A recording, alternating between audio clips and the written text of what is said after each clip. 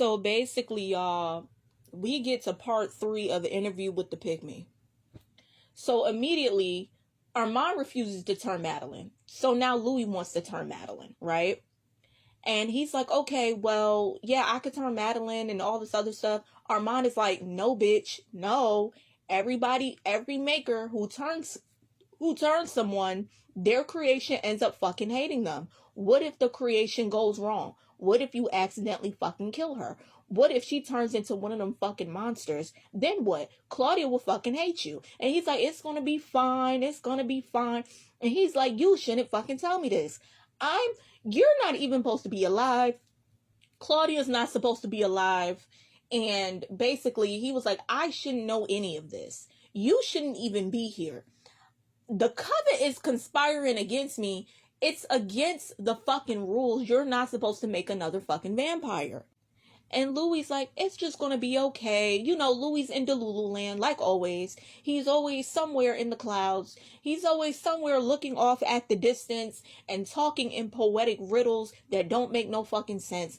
Just being a queer. Just being gay. And then Armand starts fucking worrying and starts being like, bitch, no. This is a curse for a reason. This is a curse for a reason. Don't do it. And then Louis is going to be manipulative and kiss Armand. And like, it could be beautiful. I want you to be there. And then Armand is like, are you asking me or telling me, Maitre? Gag, throw up, gag, tomato. Armand starts falling into being a fucking slave again. And then Louis like, Armand's like, I'm sorry. And then Louis like, it's okay. It's all right. Everything's going to be okay. And then lights his cigarette and walks away. And, you know, Armand, if you don't see that Louis is using your affection for him against you, I don't know. Like, you have to be Stevie Wonder at this point. Like, Armand is still under some guys that he needs to follow something. I think he's still following those fucking,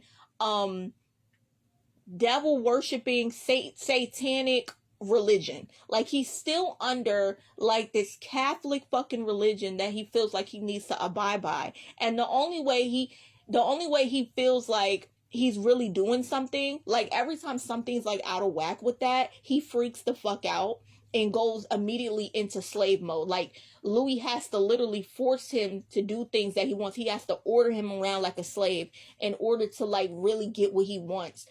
Armand's like religious programming is so disturbing to me, and it's really disturbing when he keeps calling Louis master in public. It's one thing to have a kink like that in the bedroom. It's another thing when you take that outside the bedroom and start using someone's fucking trauma against them. It's really unsettling and it's really disgusting. Louis is a pimp in all his fucked up glory, and he would never be it for me, but I'm glad he's it for y'all.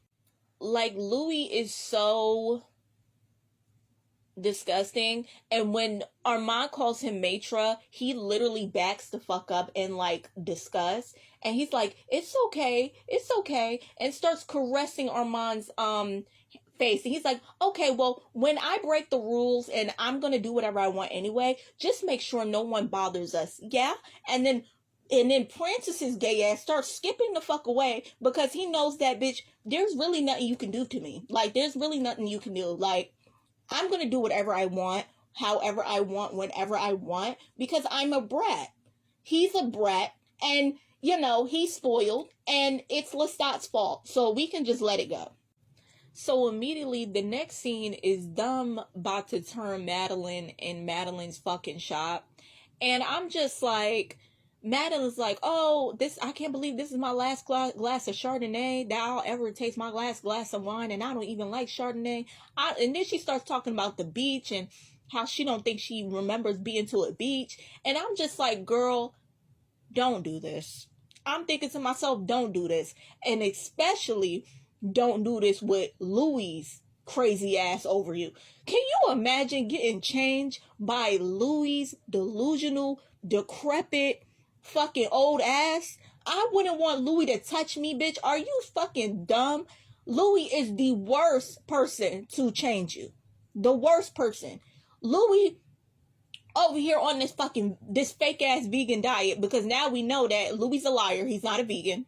He gonna drain Madeline by accident. He don't know when to stop. He ain't never done this before. And Madeline talking about, oh, don't worry about the blood. It's the blood that made you. Girl, bye. Girl, fucking bye.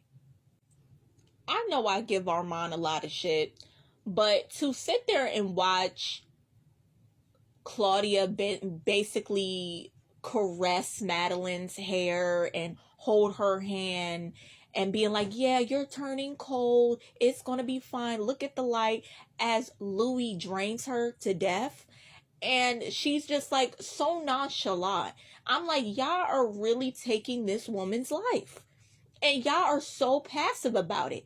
Y'all know that being a vampire fucking sucks. That's why Armand said that shit is fucking repulses me and it's disgusting. Because it is. It was disgusting to watch, honestly. And as Madeline's on the chair, across the table, laying back while Louis basically fucking kills her, Claudia starts looking at Madeline and her heart starts fucking slowing. So, of course, Claudia's a fucking monster. So, she starts biting and draining her. Not to change her, because she's too young. Claudia can't change anybody, but to eat her. Now she's eating another one of her love interests. That's what we're getting. That's what we're getting. And as they draining her, Louis talks about how I'm draining her with obligation, and Claudia is draining her with joy, like happiness, like she's hungry for her. And because this is the thing about vampires, they're metaphoric narcissists. They're people who come into your life and drain you of all your fucking energy and are metaphorically leeches. So you have this told out in like a supernatural fantasy type of way of them robbing this woman of her joy, her happiness, and her life flashes before her eyes. And you can see the memories playing out. And they're watching her memories as they take her out. So we get to see the soldier. He was kind of fine. Then we see her with this woman, her sister. We see her childhood. And it's just like, damn, like all the times that you could have been out in the sun and you chose to go to the dark side, to roam with demons and devils.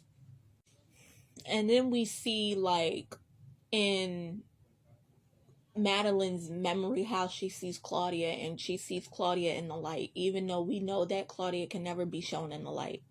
But we see her through Madeline's eyes, and, Louis just like, yeah, like she would be a better companion for her than I ever could be. Which is true. I feel like anybody at this point would be a better companion to Claudia than you.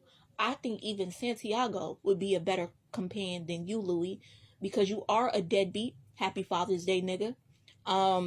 Yeah.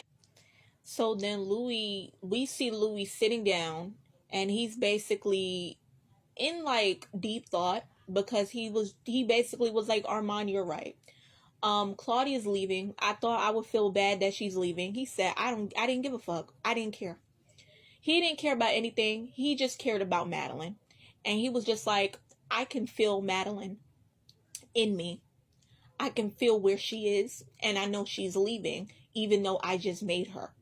And you can see him being like, yeah, I'm connected now to this stranger, and I will probably never ever see her again. And he's hurt. He's empty. And then Armand is like, yeah, and guess what? You can't hear her thoughts either, babe. I told you not to do that stupid shit. So, yeah, it is what it is. You should have never done that. You did it for Claudia. It's like, I understand that, but yeah, Louis.